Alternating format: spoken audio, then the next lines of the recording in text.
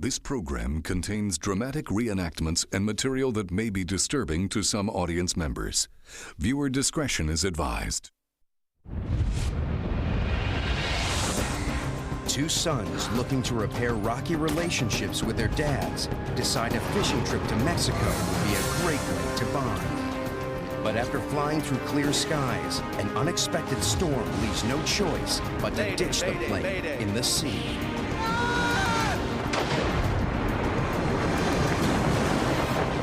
Surviving the crash is one thing, staying alive in open water, another. As one son tries to swim to shore for help, the other watches over their fathers as they try to hang on. What it takes to survive on I Shouldn't Be Alive.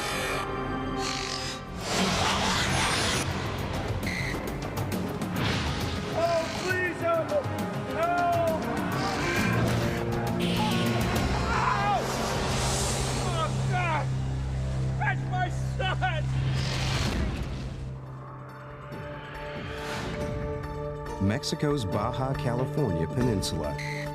To the south, the sparkling waters of the Sea of Cortez teem with marine life. There are tuna, marlin, and yellowtail, but it's also home to 130 different species of shark and the highly unpredictable giant Humboldt squid.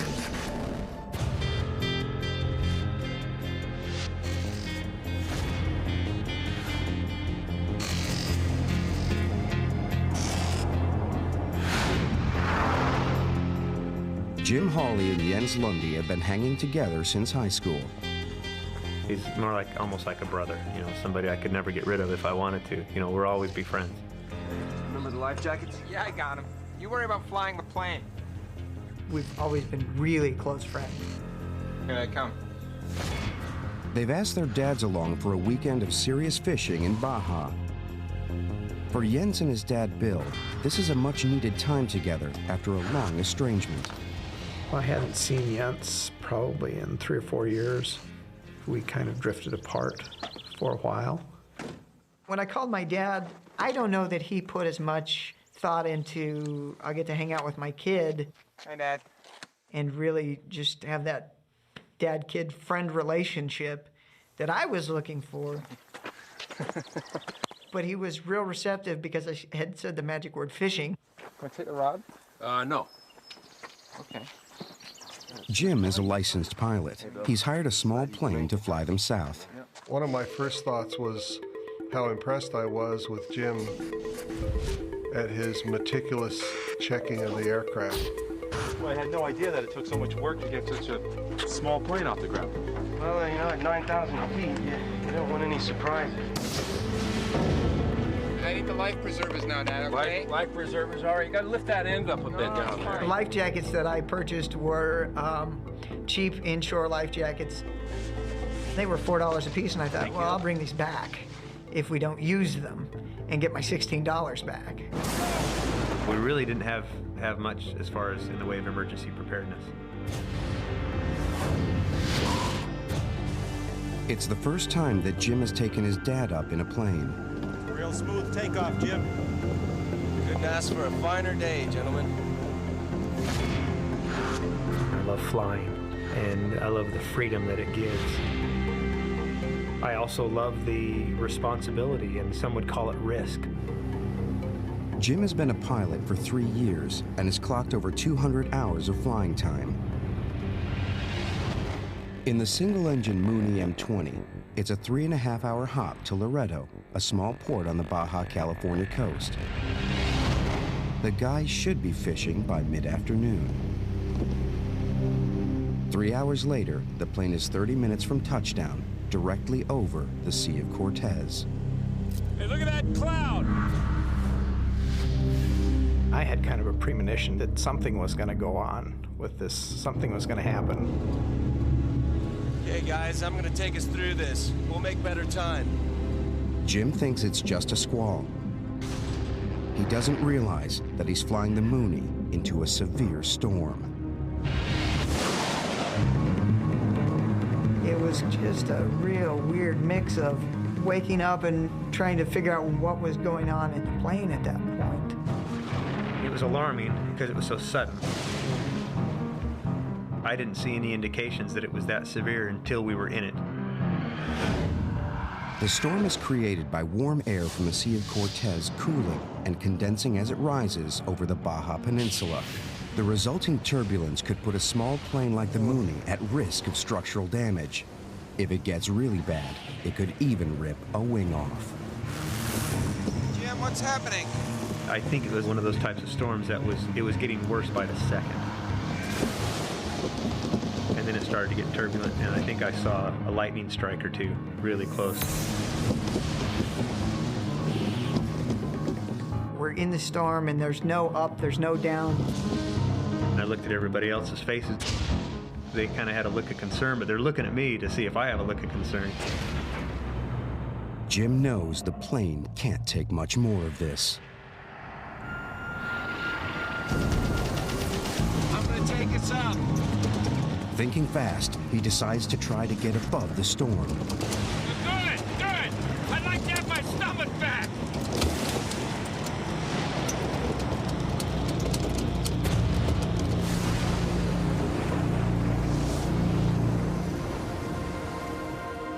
As soon as we were heading the other direction, the sky got blue, the turbulence stopped, the rain stopped. Everybody okay? I didn't think you felt the bumps in first class. The four men think they're out of trouble, but they have no idea what's about to hit them. The engine of the plane just quits. It just sort of grenaded. What's happened, son? I don't know. There's a single propeller blade stuck in the vertical position right in front of us. It was like the hand of God reached up and shook the plane. What did you do? I didn't do anything. What? And he kind of gave me the, hang on, let's figure this out. Can you get it started? I can't. And that's not something that you want to hear. Mayday, mayday, mayday. Loretto Tower, Mooney, 201, Juliet Mike. This is unreal. This can't be happening. 25 miles northeast, engine failure. Mayday, mayday, mayday. I couldn't raise anyone. Sorry, guys, we're going in. Without power, the plane is rapidly losing altitude. Jim has just seconds to decide what to do. Okay, guys, I'm taking us back into the storm. The headwind will slow us down. By flying directly into the storm, the headwinds wrap around the plane, creating drag. Jim hopes it will give him some control in the final seconds before impact. But it's a risky maneuver. If the airspeed slows too much, the plane will drop out of the sky. When the airplane quits flying, that's bad. That's usually you get severely killed when that happens. I can see the water, and it was ugly. Huge waves. Unlatch the door. With just seconds to go, the men prepare for the inevitable impact. Brace yourselves. I was ready. I had the headrest in my hands. That was the last thing I ever saw. I wanted to see what happened to me. Are we going to be knocked unconscious and die, or is it just going to be, boom and lights out?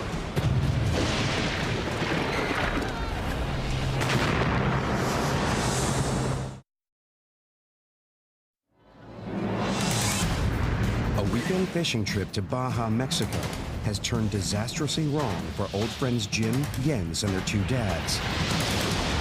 What's happened, son? Plummeting 3,000 feet, their small plane has ditched into the Sea of Cortez.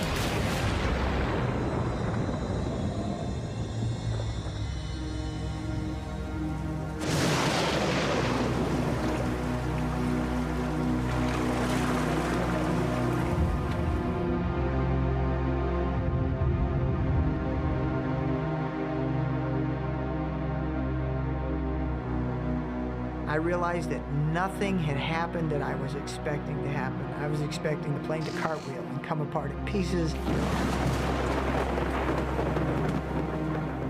We're alive.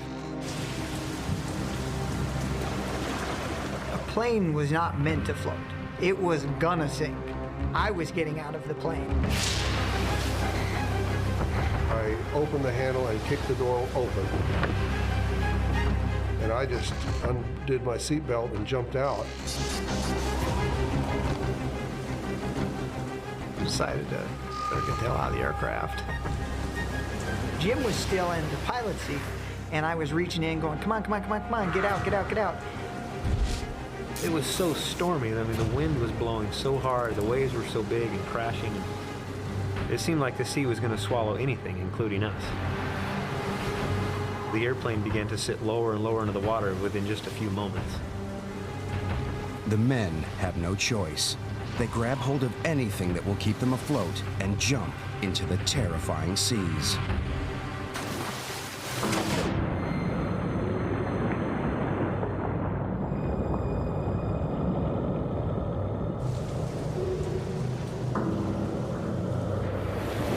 I looked back at the airplane, it was hovering, just the tail sticking out of the water.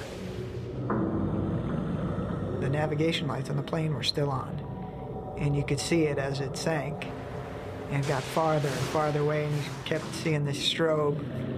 You're there with 3 people, but you felt really alone. For just a soft moment, I thought, my God, how did those people feel when the Titanic went down? You know, you're looking at it, and it's just our little aircraft, but it was the only thing we had.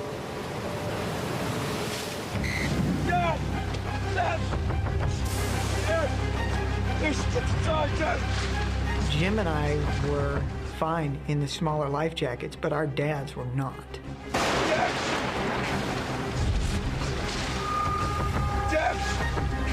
You okay? He couldn't breathe, and the whole time he's trying to get his life vest on, and there wasn't anything we could do to help him.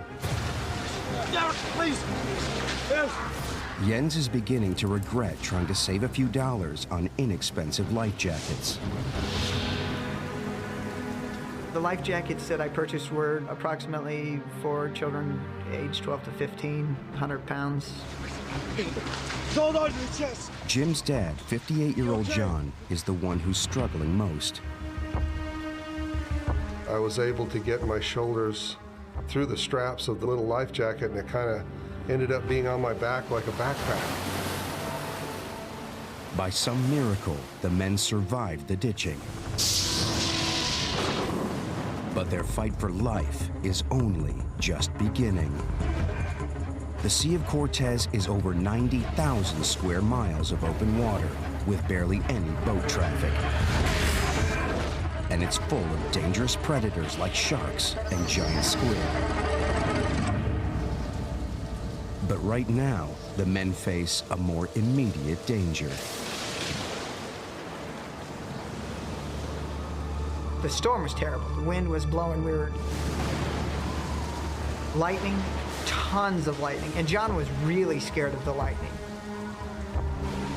The lightning looked like telephone poles, and they would hit the water, and I was thinking, how close does that have to get to us to be a danger to us? The men's lives are now at real risk from the huge bolts of lightning.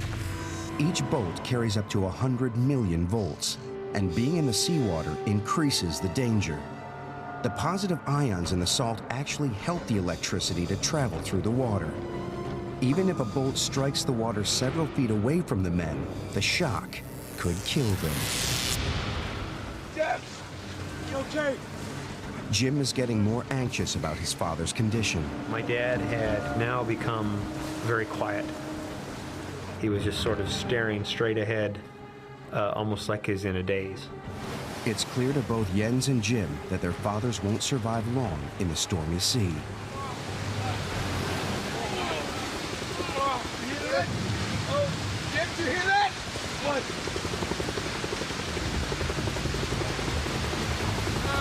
Hey! Hey! There's a helicopter! There's a helicopter! We heard the heavy drum beat, the sound of a helicopter. It was just, it was the most beautiful sound I'd ever heard. Help! Help! Jim's mayday call did get through after all. A helicopter is searching for the men. It sort of just appeared out of the fog, out of the storm and the rain, this black square silhouette of a big military helicopter. We had swim fins that were yellow or neon green. That was all we had.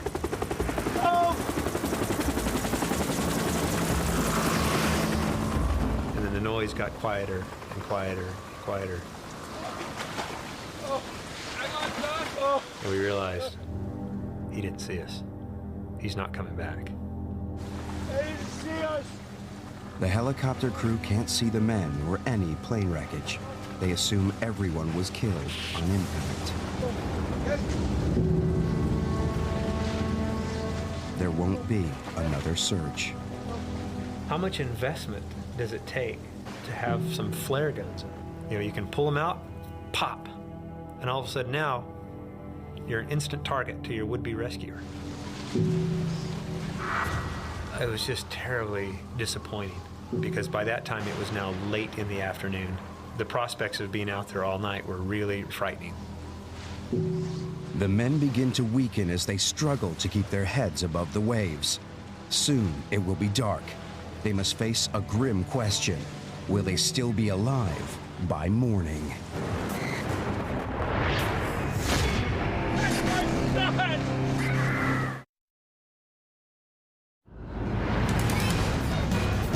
A plane forced to ditch in the Sea of Cortez has left 4 men fighting for their lives.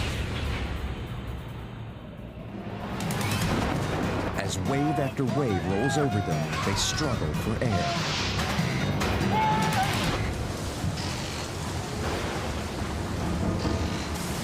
58-year-old John is in the worst trouble.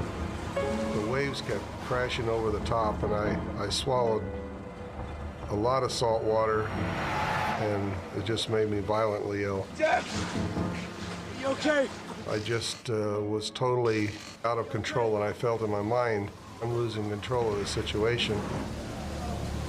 Jim was trying to comfort me. He felt guilty because we were in the water. He felt guilty because I was sick. He felt guilty because he thought maybe I wasn't going to survive. Salt from the seawater floods John's bloodstream through his stomach lining. The salt concentration in seawater is almost 3 times higher than the normal level in his blood, making it highly toxic. John's body reacts by vomiting uncontrollably to rid itself of the poison. Stop swallowing, boy! It was frightening. It was very frightening. I didn't want to watch my dad die, especially didn't want to watch him die just because of, you know, drowning or asphyxiation right there in front of us, and there's nothing we could do about it. Dad, please hold on. Just hold on. If John doesn't stop swallowing seawater, he will rapidly dehydrate. And if it goes on too long, there's a real danger he'll get so sick, he'll die. I was worried about John. I couldn't handle one more thing like watching John die. I didn't want to be there for that. Jim! Jim! Jens and Jim separated from us and said they were going to go look at something for some reason. We need to get help for your dad! I don't think anyone's coming! I'm gonna try and make it ashore! My plan at that point was to leave Jim with my dad to care for my dad in case something happened. Okay, let's do it! No, Jim! On my own! And I said, "Come, yeah, that's. Are you gonna swim by yourself? You gonna swim alone? You're just gonna leave us and swim alone?" Well, that doesn't make sense.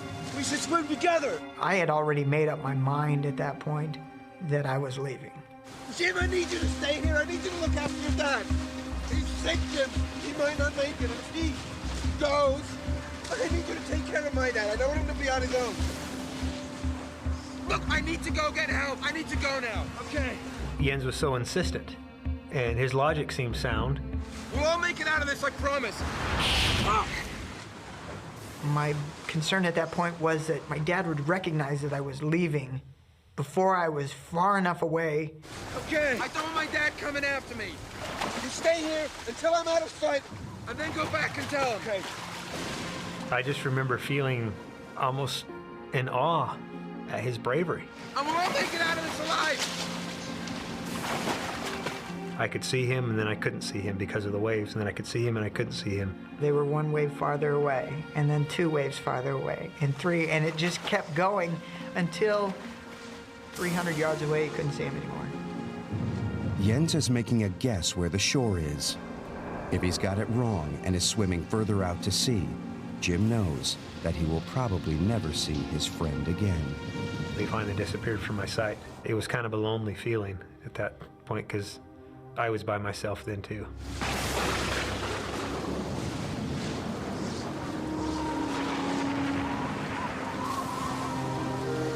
Jim swims back to break the news to Jens's dad. Where's Jens? He's going for help. Why'd you let him go by himself? You shouldn't have let him go by himself. That's my son. He said that they had decided that somebody needed to go for help.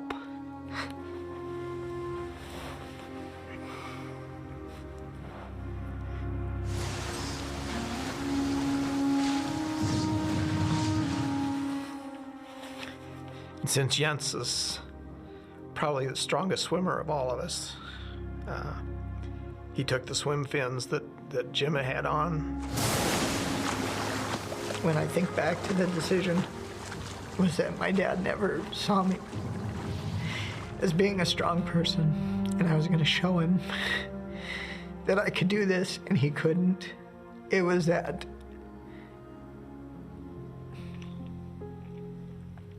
It was that I've grown up, and I'm going to show you. The three men know that Jens's decision to swim out alone is their only hope. But this courageous act puts his own life on the line.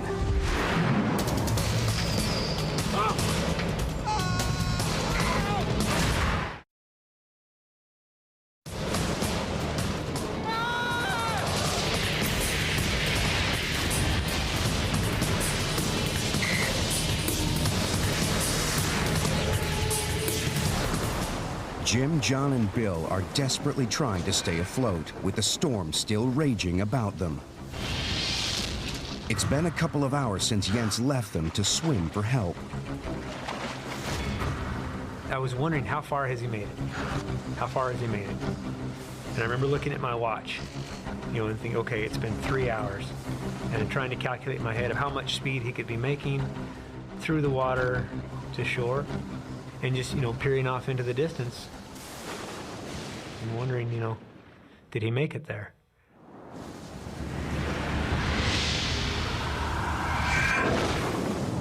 But Jens is making slow progress through the heavy seas.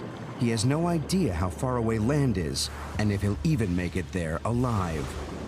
His muscles are screaming and he's overcome with exhaustion. I was just done. I didn't feel that I was going to be able to actually make it to shore at that point because I was fighting these waves and just swim uphill and then downhill and uphill. And I started praying out loud and told God that if you can help me in some small way, I can do the rest.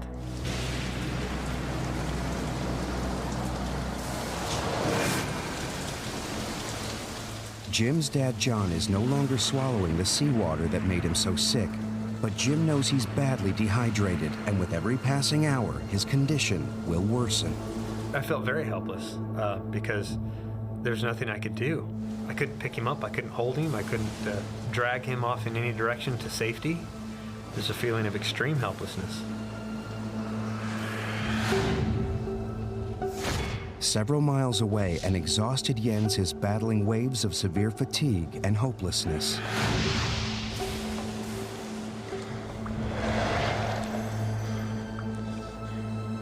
And the storm cleared up, and I could see stars. As I was swimming, I thought about what if John didn't make it.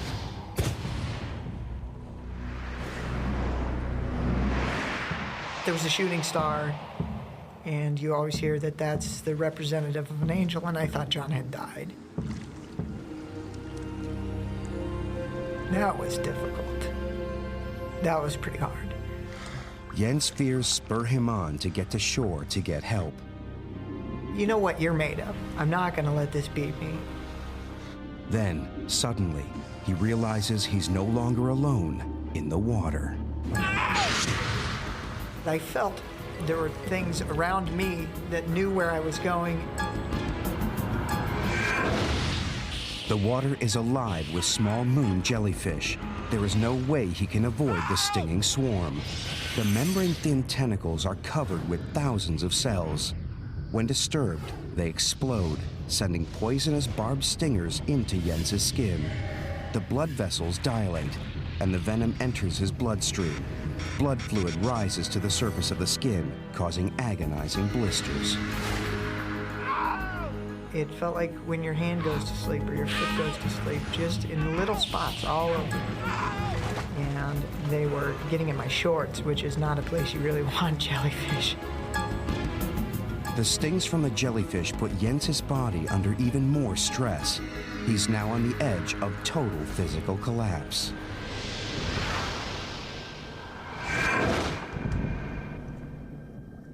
John, Jim, and Bill know that the Sea of Cortez teems with aquatic life, some of it deadly. It's home to a variety of sharks, including the notoriously aggressive blue and white sharks. The men have no idea what lurks beneath them. We didn't talk about what dangers in the water. We were in the water, there was no way to get out of it, so if I began worrying about it or talking about it or creating a situation in my mind, I thought, well, that's not going to be good.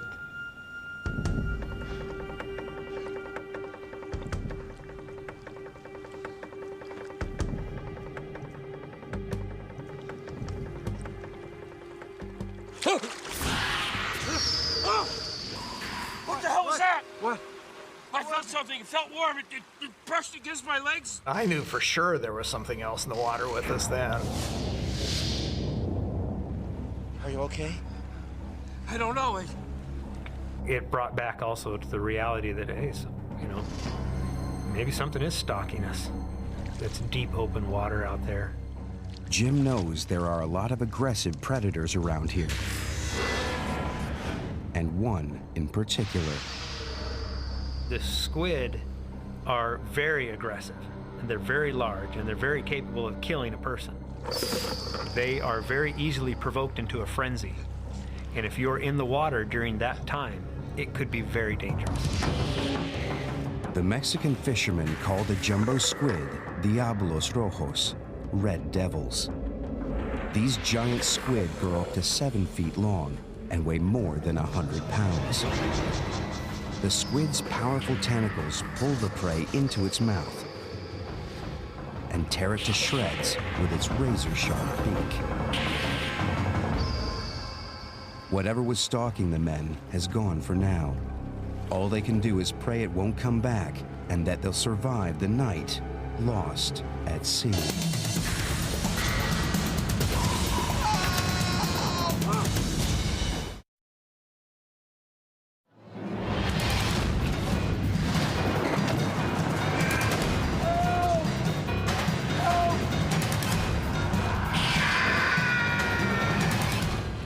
Jens has been swimming for over 12 hours. He's almost no strength left and is close to despair. That's when I started hearing something. And I couldn't really figure out at first what it was that I was hearing.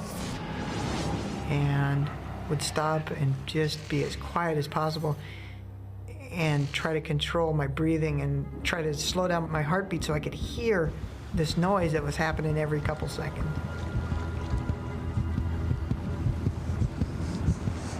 And finally came to the realization that I was hearing waves breaking on something.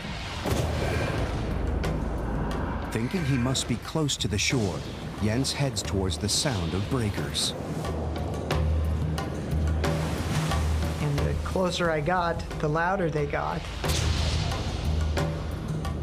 And still couldn't really guess or tell what I was swimming towards.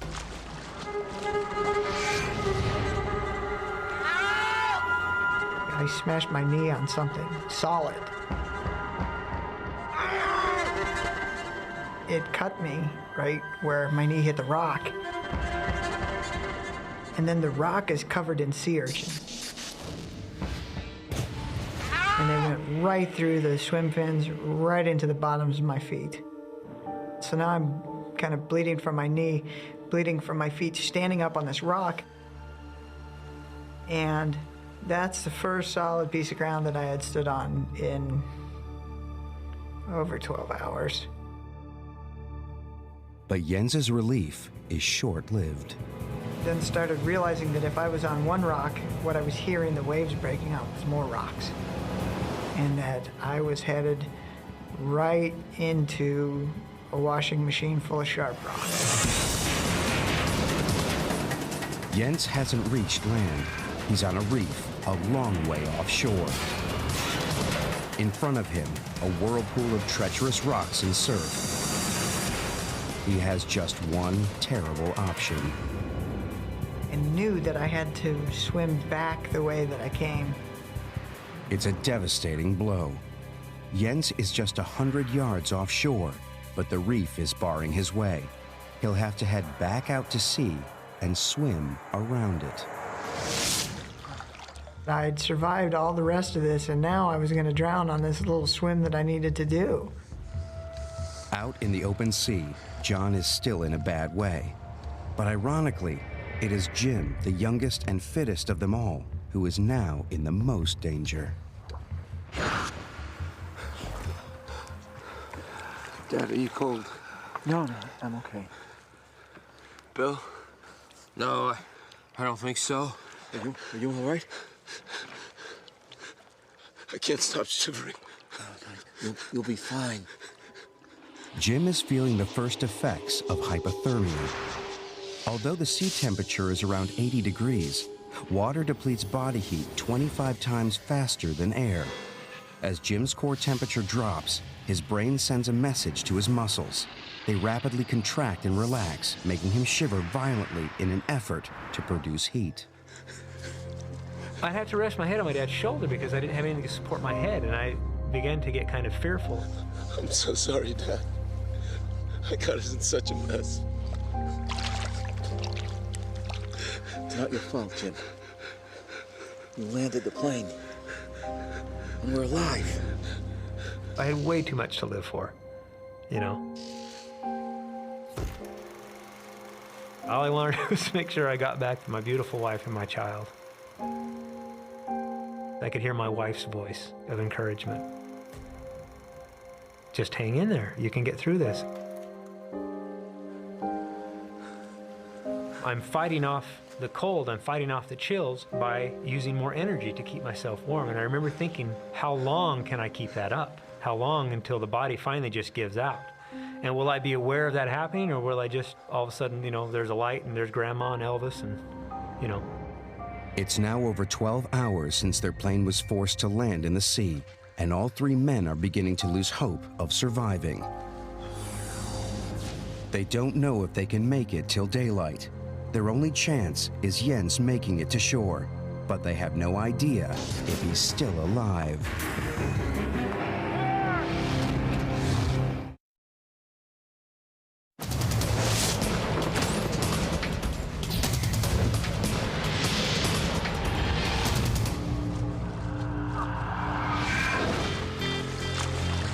Jens has been swimming for over 12 hours straight and is skirting around a vicious reef.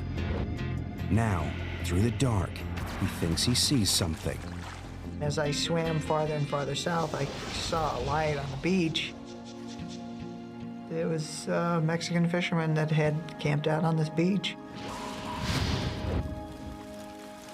I need help. The fishermen are wary. People coming ashore from the Sea of Cortez in the middle of the night are usually drug smugglers. I'm sorry, I don't understand. No hablo español. The fisherman spoke no English. I need help. Not enough to communicate what happened and what I needed. They're still out there. Hablamos inglés. No, I don't understand. Cálmate. I was just done. And just started crying.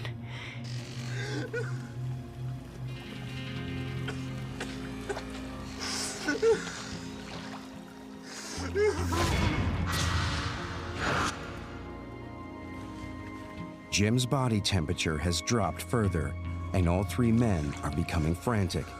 The only thing that keeps them going is the thought that Jens is bringing help. They have no idea that Jens did reach shore, but has collapsed with exhaustion.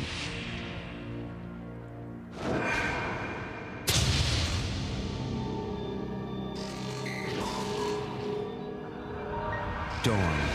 Exhausted and weak from dehydration, Jim, Bill, and John have survived a night in the open sea. The sun warms them, but it also brings home their bleak situation. As the sun got up higher and higher and we could see better, there was a very ugly reality of really how far offshore we were.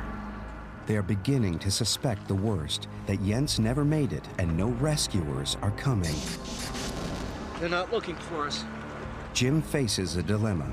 His dad and Bill may not survive an arduous swim, but the longer they wait, the weaker they will get, and predators are still an ever-present fear. He decides they must swim west and hope to hit the Baja coast.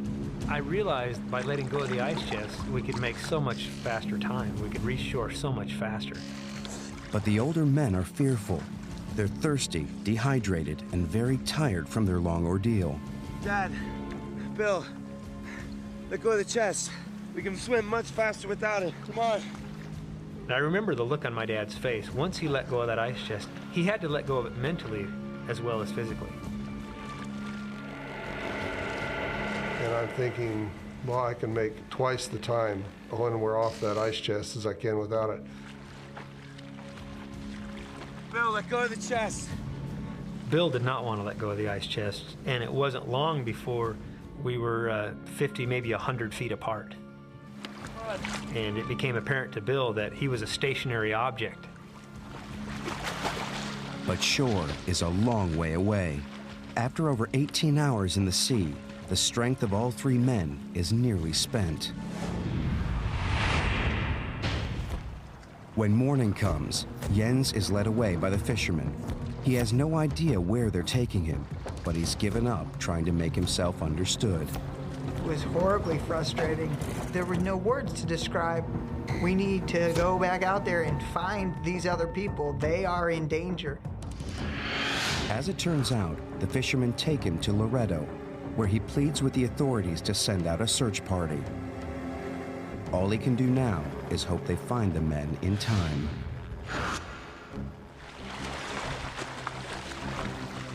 The three men have been swimming for hours, and now Jim fears that his dad is forcing his body past its limits. He's worried that the ordeal is pushing him over the edge. I remember my dad behaving odd. My dad wanted to get to shore or die trying. He was focused like a laser beam on getting to shore.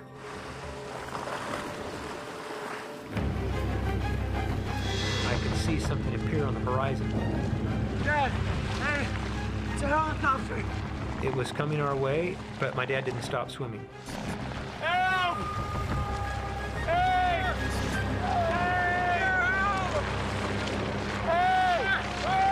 We were all waving and screaming and hollering and everything in the water. It circled around us. We're here. Help! And then as soon as it circled around us, it headed off back from the direction which it came. Help! It's the rescue helicopter from Loretto, but it isn't equipped to pull the men up from the sea. It's a crushing moment. The guys can't understand why it's gone away.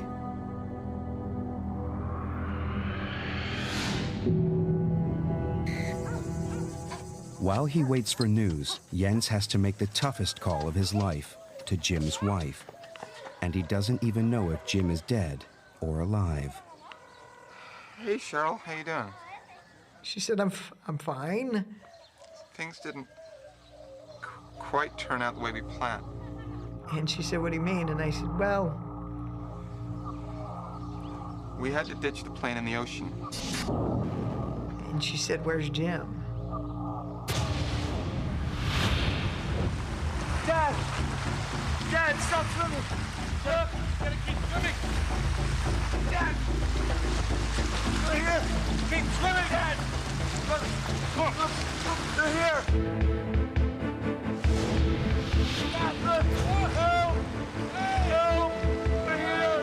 The Mexican Navy, alerted by the helicopter search crew, are on their way.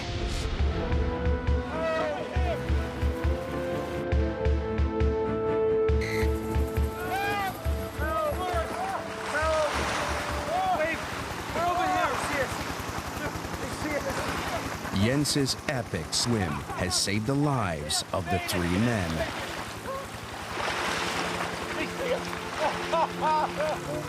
We could see on the deck of the boat a large party of sailors. In a lot of their missions, all they found was bodies. And some of the young sailors were crying. There was a great feeling of relief, but there was also a fearful moment. Even though now we were rescued, the thought recurred to me, what about Jens?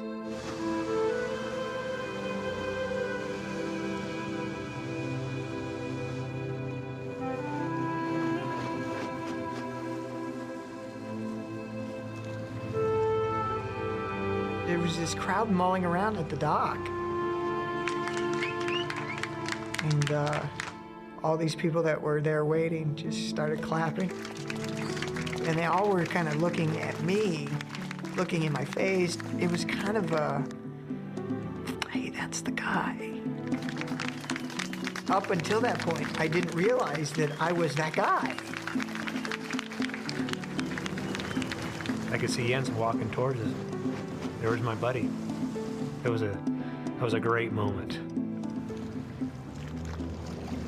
It was so great to see him in person, and it's like, thank God, thank you, you know, that you allowed him to survive.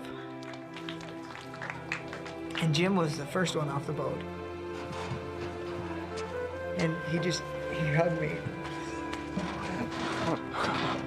I thought you were dead. There was a huge sense of relief for the both of us to see each other again. Yes. And my dad came over and hugged me and told me he loved me.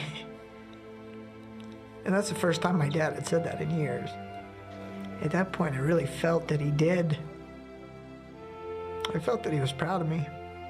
And I still think of him as a hero. So we still want to go fishing? Oh, you bet. Whatever. Are you sure you tightened all those screws? Despite their ordeal, Jim and his dad went back to Mexico to go fishing. And Jens and his dad stay in touch more than they used to. Jim and Jens still go fishing together, but these days, they always carry the right size life jackets.